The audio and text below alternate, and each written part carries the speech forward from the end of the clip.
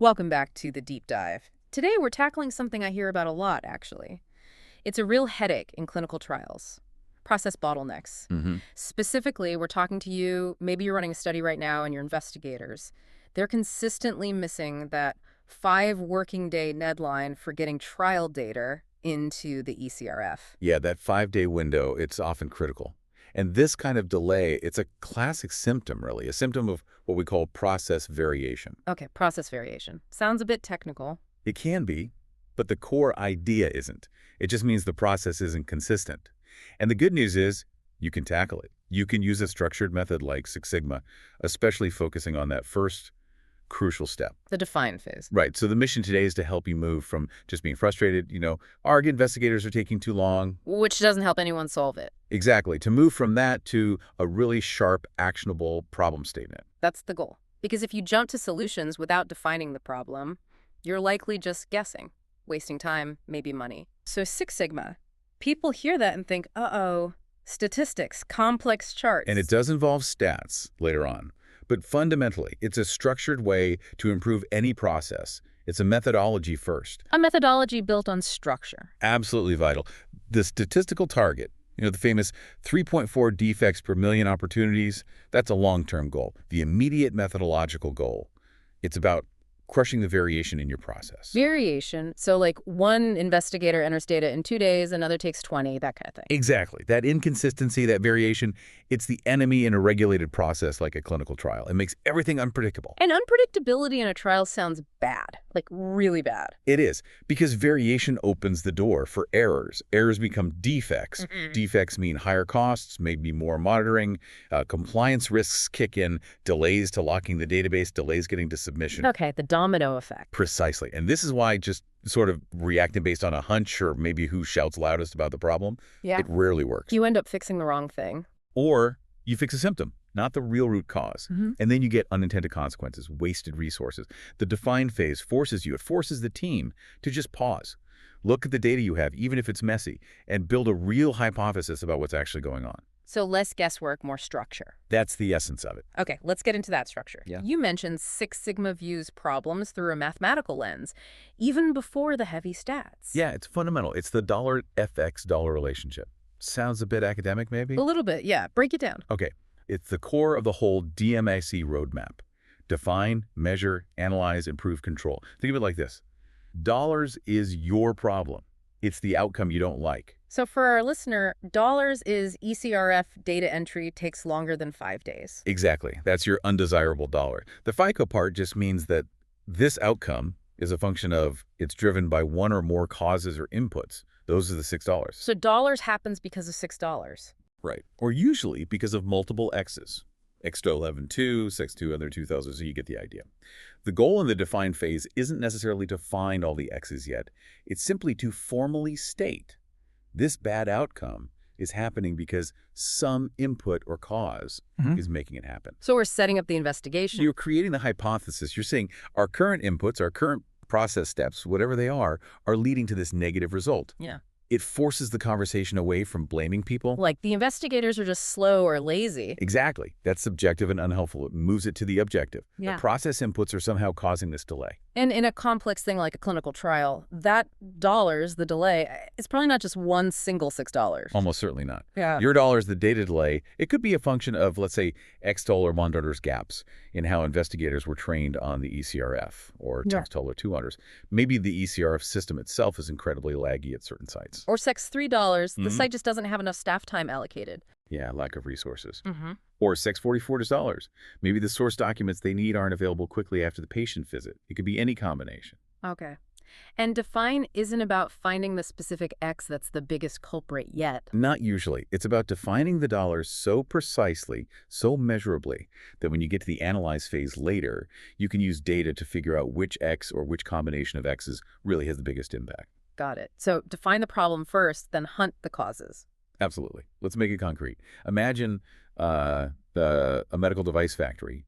Their dollar is high scrap rate on the assembly line. Yeah. They might hypothesize it's a function of X dollar $1, maybe an uncalibrated machine or text 2 to 2, perhaps poor quality materials coming in. the problem is defined, they get approval to investigate those potential X's. Or, okay, different example. Maybe in data management, the dollar is a query resolution takes way too long. Right. The SIG tells us there could be $6 dollar, a really confusing requirement in the study protocol that just generates loads of unnecessary queries. Or maybe X2 dollars. The data management team itself is just swamped, under-resourced. So the power is acknowledging that link. The dollar is happening because of $6. Even if you don't know the exact X yet, you know the relationship exists. So for you, listener, the task right now is to write it out, conceptually at least. Data entry exceeds 5 days is a function of some inputs causes $6. And the next step is making that dollar definition absolutely crystal clear. Before we start chasing potential X's that might not even matter. Precisely. Don't start measuring system lag time if you haven't even properly measured the actual data entry delay first. You might be solving a non-problem. Okay, so we know the general problem is slow data entry, but slow isn't good enough, right? Yeah. You said we need a high-quality problem statement. Why is being super specific so critical here? Oh, it's everything. Because that detailed problem statement, that becomes the heart of your project charter. It's the foundation for the whole improvement effort. And if it's vague?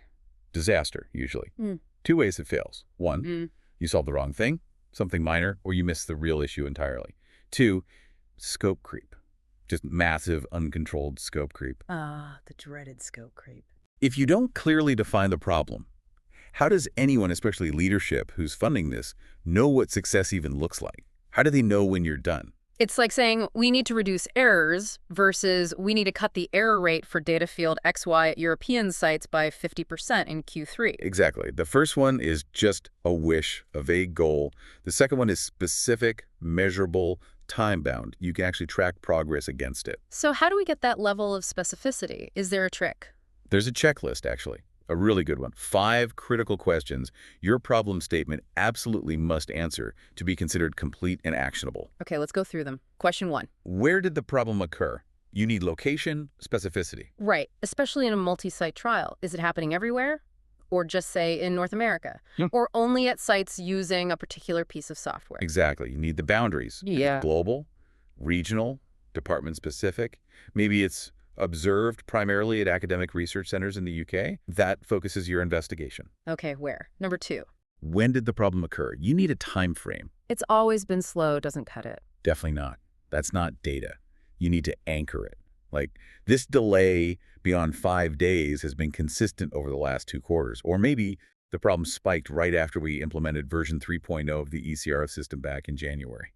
Ah, so the when helps set the baseline and maybe even points towards a potential cause. It defines the period you need to collect data for in the next phase, the measure phase. Got it. Third question. What process did the problem involve? Be precise about the activity. So not just data management is slow. No. It's the process of investigator data entry into the ECRF system following the collection of source documents after a patient visit. Naming that specific process component removes any doubt about what you're trying to fix. You're not fixing patient recruitment. You're fixing this specific entry step. Makes sense. Number 4. How is the problem measured?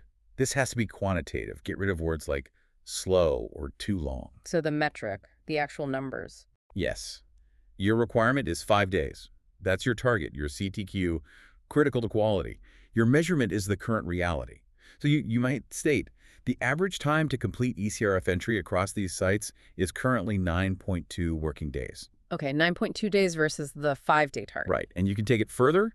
This results in a failure rate, meaning entries taking longer than 5 days of 65% for all patient visits logged in the last 2 quarters. Yeah. That 65% failure rate, that's your baseline metric.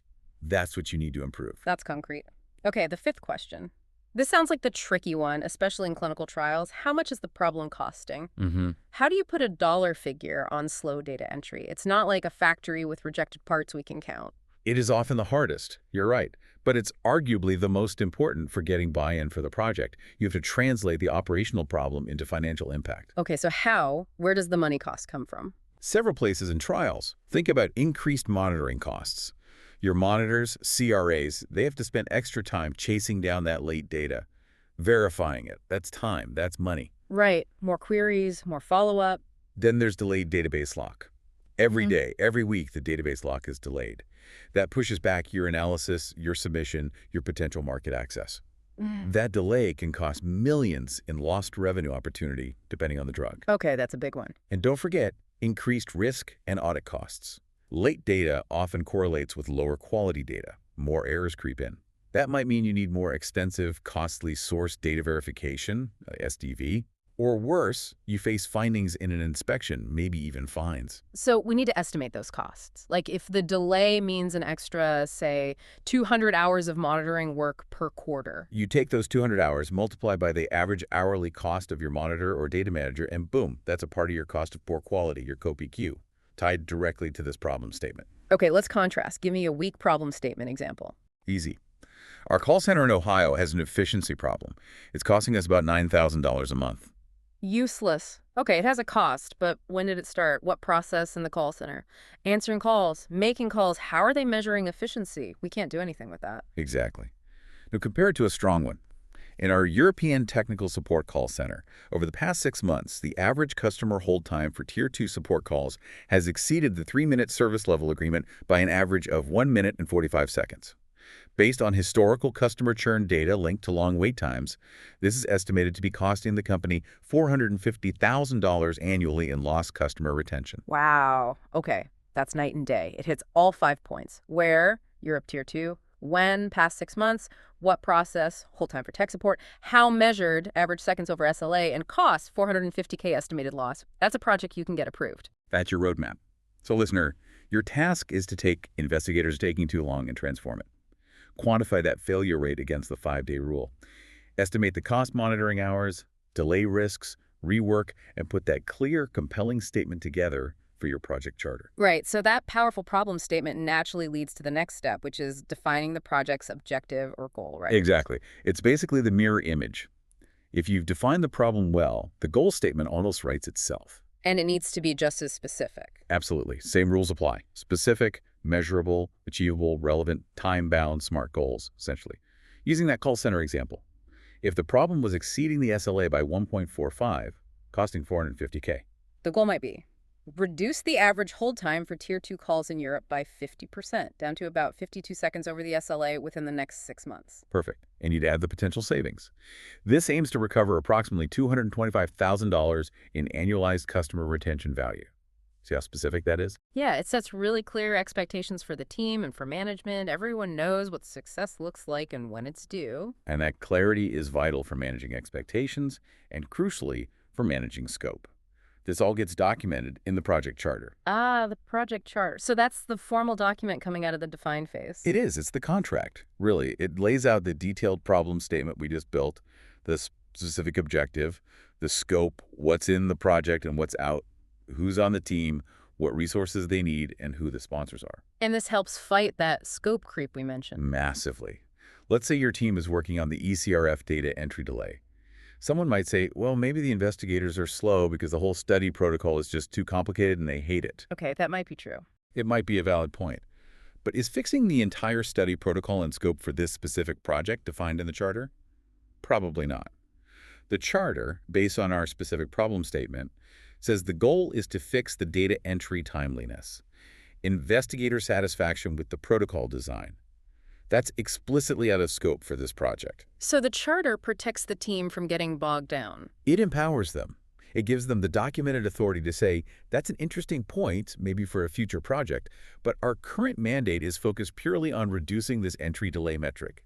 It prevents project fatigue, keeps resources focused, and ensures you actually deliver on the original promise. Makes sense. It also helps confirm that Six Sigma is even the right tool for the job here. Good point. You wouldn't launch a full Six Sigma DMAIC project for just anything. It's most powerful under certain conditions. Like what? Well, one, usually when the costs of poor quality are significant and clearly linked to process performance, which is definitely true for clinical trial data integrity and timelines. Okay, high stakes, high cost of failure. Two, when the problem is complex, with lots of potential variables, different sites, different countries, different types of data, maybe different investigator experience levels, lots of moving parts. Checks that box too for clinical trial. And three, this is key. Yeah. When the root cause, the critical $6, is currently unknown. Ah. So if we already knew for sure that, say, the system was crashing every day at 2 p.m., causing the delays. You wouldn't need a 6-month Six Sigma project. You just submit an urgent IT ticket to fix the system crashes. Six Sigma excels when you have a defined problem. You know it's caused by something, dollars, but you need a structured, data-driven way to find out precisely what that something is, prioritize the causes, and prove your solution works. So that structured investigation is what the charter kicks off. Exactly. The formal hypothesis is set, the boundaries are drawn. Now you have permission to start digging deeper. Okay, charter's approved, scope is clear. Now we start looking for those potential causes, those X's. But you said we don't jump straight into heavy stats. Not usually, no. The define phase, and bleeding a bit into measure, uses some really effective, often simpler tools. First, to help the team brainstorm and get oriented. One of the best is the 5 whys technique. The 5 whys, I've heard of this. It sounds simple, maybe too simple. It's deceptively powerful. It's a straightforward brainstorming tool. You state the problem you just defined, and then you ask why, about 5 times, drilling down from the surface symptom to a potential root cause. Like peeling an onion. Exactly. And the key is to focus on process or system failures, not blaming individuals. Let's try it with our ECRF delay problem. We start with the problem. Data entry is consistently taking longer than 5 days. Why? Okay, why 1? Maybe because the source documents needed for entry aren't ready quickly enough after the patient visit. Good. Why 2? Why aren't the source docs ready? Perhaps the site coordinator, the person who prepares them, is prioritizing other tasks first, like scheduling the next patient visit. Okay. Why 3? Why are they prioritizing scheduling over documentation? Maybe the site is just really understaffed, and the coordinator feels pressured to keep patient visits flowing, thinking the paperwork can wait a bit. Getting closer to something systemic. Why 4? Why might the site be understaffed or the coordinator feel that pressure regarding documentation? Maybe the initial training they got from the sponsor focused only on how to use the ECRF technically, but didn't cover best practices for managing workflow or integrating it into their busy site schedule. Interesting. Okay. Why 5? Why would the training or the sponsor's guidance miss that crucial workflow aspect? Well, perhaps the way the sponsor calculated the budget and required staffing for the site didn't accurately account for the actual time needed for this specific ECRF's complexity, leading to chronic under-resourcing and the site staff having to make tough priority calls. Boom. See? We went from it's too slow down 5 levels to a potential root cause related to the sponsor's resource planning model and training content. That's a systemic dollar we can actually investigate and potentially fix.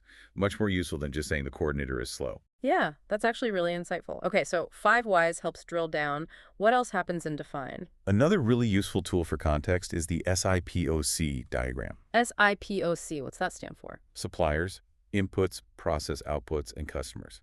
It's not a detailed flowchart. It's a high-level map of the process boundaries.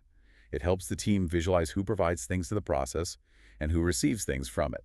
Like a bird's eye view. Exactly. For our ECRF data entry process, the process part in the middle should be simple, maybe 5 to 7 high-level steps. Use verb-noun pairs, like collect source data, transcribe source, enter data in ECRF, resolve system queries, investigator approves data. Keep it high level. Okay. So who are the suppliers and inputs for ECRF entries? The suppliers are key. Definitely the patient. They supply the raw data, samples, history. And the investigator or site staff, they supply the transcribed source documents. The inputs would be things like those source docs, maybe the patient's signed consent form, access to the ECRF system itself, and critically the site staff's time and training. Got it. And the process is those 5-7 steps. What's the output? The desired output is clean, accurate, verified, and timely ECRF data. And the customers of that output, who uses it? That's crucial too. Customers include the central data management team, definitely the biostatisticians who need to analyze it, the medical monitors, and ultimately the regulatory affairs team preparing the submission. Why is mapping this out so important? It clarifies scope and dependencies. Imagine the SIPOC shows that a critical input, like system availability, comes from an external supplier, say, a third-party vendor hosting the ECRF. So if the system is always down, it's not the site's fault, but you need that vendor involved to fix it. Exactly. The SIPOC immediately highlights that dependency. You need to bring that vendor into the conversation, maybe even into the project team, if you want to solve the problem effectively. It prevents the team from working in a vacuum.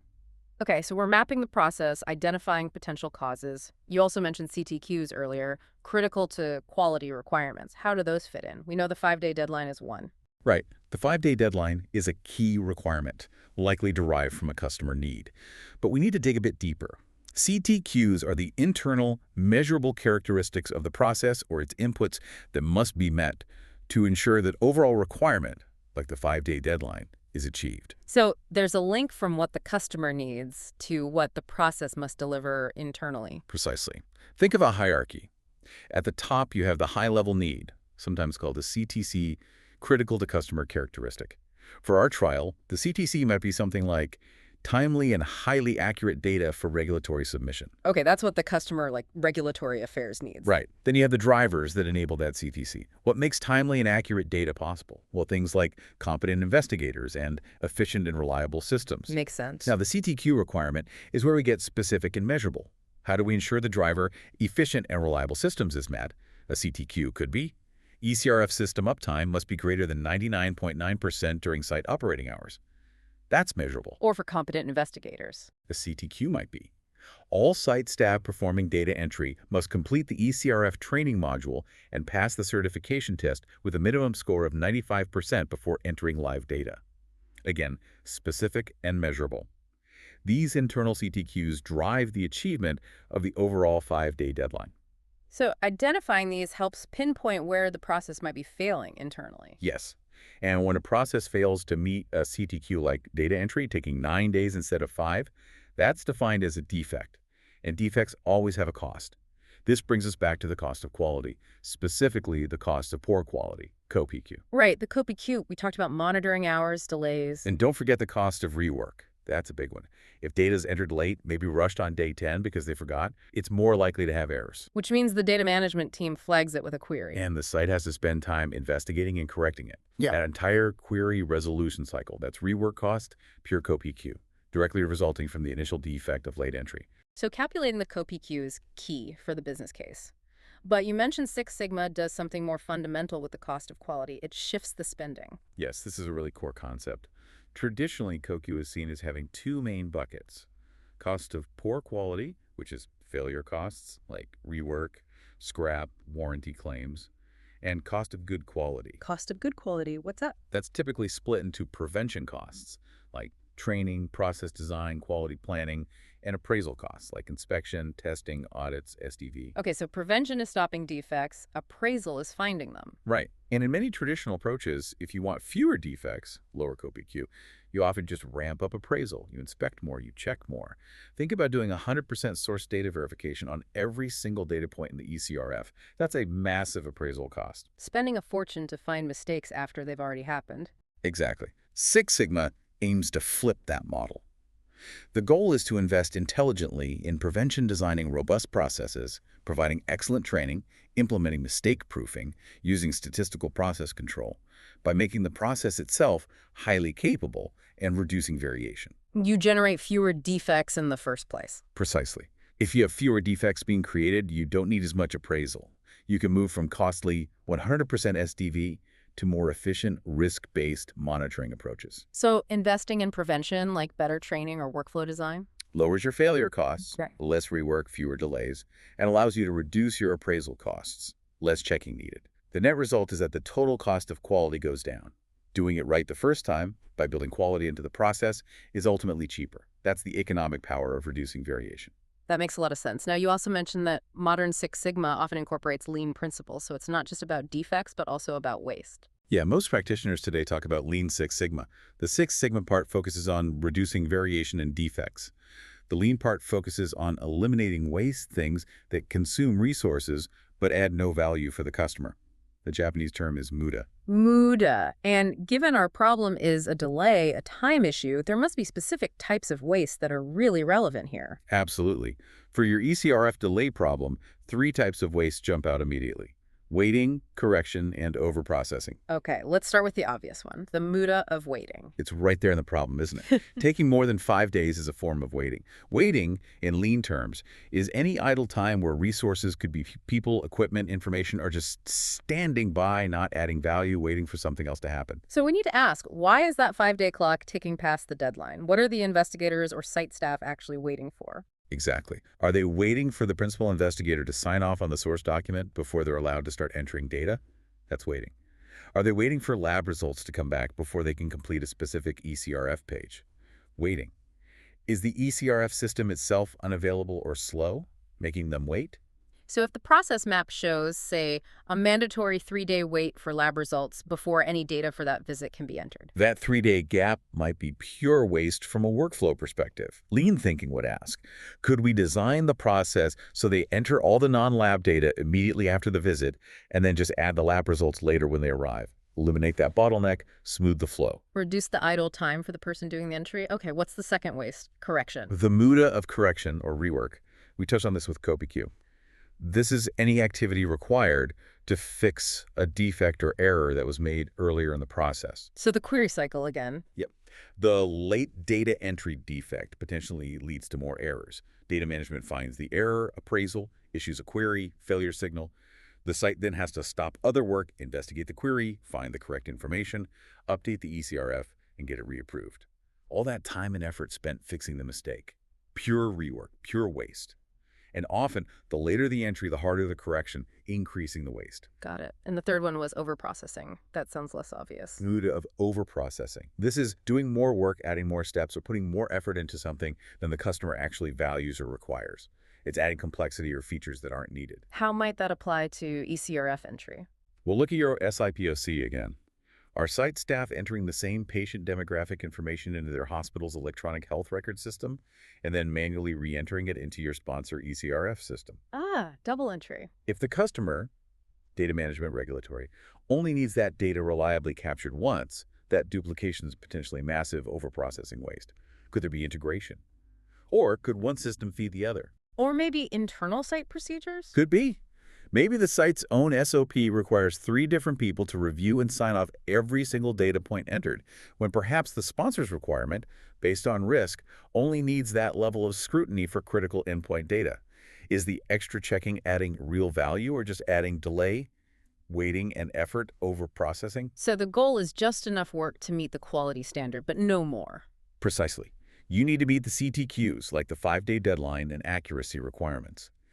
But adding extra loops, redundant checks, or unnecessary complexity just introduces opportunities for waste and delay. Tools like detailed process mapping, which comes later, are great for spotting these overprocessing steps. So let's bring it all together. We've taken quite a deep dive into just this first define phase. The absolute critical first step was getting you, our listener, to move beyond that initial frustration. That investigators are too slow feeling. Right. To move past that into creating a formal, structured, and really actionable problem definition. And we did that first by framing it using that YX idea. The delay is happening because of some cause or causes. That sets up the whole investigation. Then we got really practical with that 5-question checklist, forcing ourselves to answer the where, the when, the what process, the how measured, and critically estimating the financial cost of the problem, the cost of poor quality. And that super specific problem statement is what fuels the project charter. Exactly. The charter locks down the scope, preventing that dreaded creep, and it flows directly into a clear, measurable project objective. It focuses the team's energy.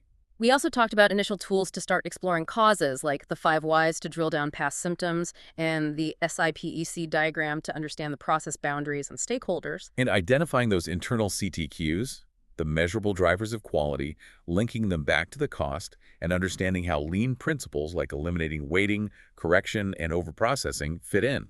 The big takeaway really seems to be turning that vague complaint into something precise, linked to cost, and genuinely actionable. That's the foundation for everything that follows in measure, analyze, improve, and control. It truly is. If you get the define phase right, you dramatically increase the chances of success for the entire project. But we did raise a tricky point earlier, something to really mull over as you finish defining your problem. What happens if you do all this? You use the 5 whys, you map the process, maybe you even collect some initial data, and it starts to look like the process itself isn't broken. Right. What if the ECRF system is actually pretty good, the training materials are clear, the workflow seems logical on paper, but the delay persists? Where do you look then? Six Sigma is great for fixing broken processes, but what if the process isn't the primary issue? That's the crucial pivot. If your define phase work strongly suggests the root cause, the $6 isn't technical or procedural, but maybe cultural or motivational. Perhaps the lead investigator at a key site simply doesn't prioritize timely data entry compared to other tasks. Or maybe site staff morale is incredibly low because of high turnover or lack of support, leading to disengagement. You can't fix low morale with a control chart. Exactly. Six Sigma tools are less effective for purely human factors or cultural issues. So the define phase also forces that critical question. Is this primarily a process problem solvable with DMAIC? Or is the root cause something else requiring maybe HR intervention, better site relationship management, or leadership changes perhaps alongside some process tweaks? So defining the problem also helps define the type of solution needed. It should. It sets you on the right path. So definitely something to keep in the back of your mind as you finalize that problem statement and calculate the cost of poor quality. Good luck with your deep dive into defining that ECRF delay.